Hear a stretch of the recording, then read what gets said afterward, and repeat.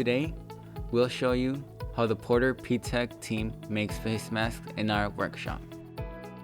The first process of the operation starts by measuring and cutting the string. First, the string is measured to be exactly 8.5 inches long. Then it is cut and deposited in the blue box to the left.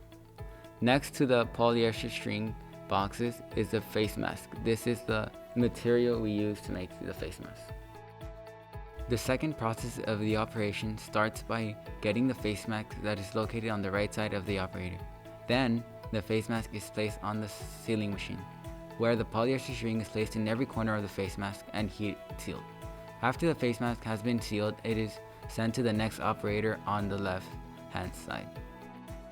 For the third step, the operator gathers a total of 10 masks at a time and tests the quality.